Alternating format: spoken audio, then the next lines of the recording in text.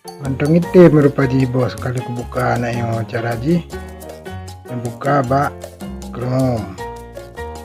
Nah ini yang ketik bit titik ly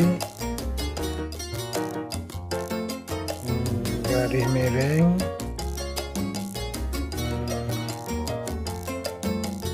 dua BPUM A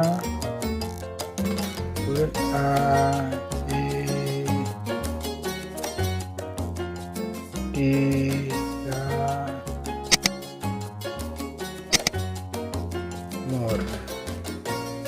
Nah ini yang buka.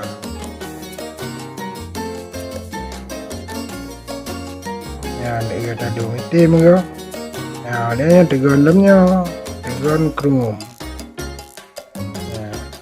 Ya bahan pendaftaran ji bos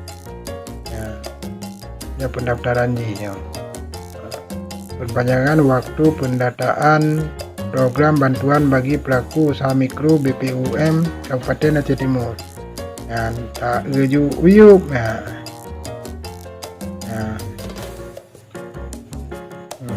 Ada pasalnya nomor ning KTP, nama lengkap sesuai KTP, tanggal lahir, jenis kelamin, provinsi,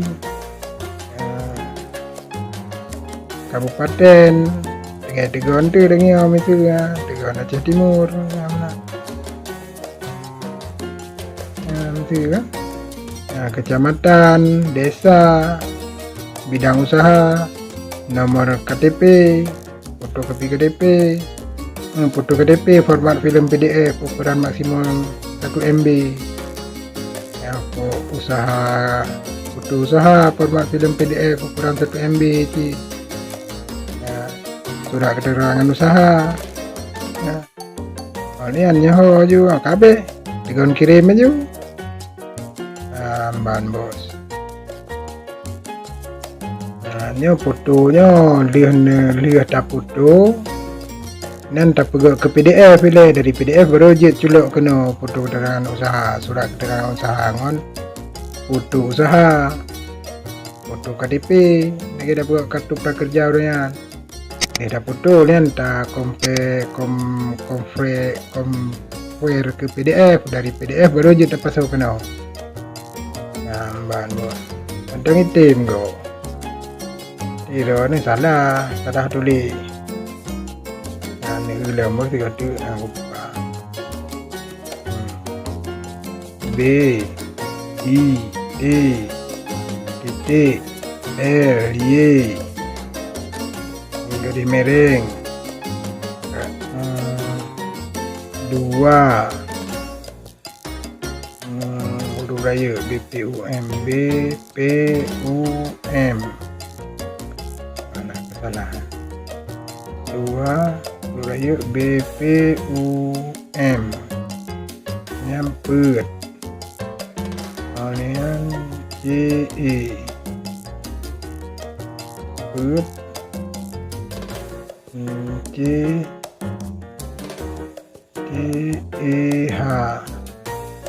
kemudian T bisa mur ya kan bit.ly garis miring 2 BPUM Aceh Timur kan tegon buka ju nah kena je dah mau ngaman lagi yo tegon lembak Chrome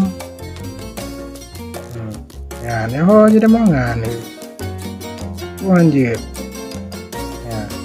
ya pasalnya ju mandum pasal ju ya foto harus format PDF ya ada format PDF nya langsung lihat foto langsung upload kena item harus dari lihat foto tak convert ke PDF dari PDF dia baru je culuk kena dia pasalnya mandum baru tekan kirim bahan je bos kan gampang dah ya item ada item bos.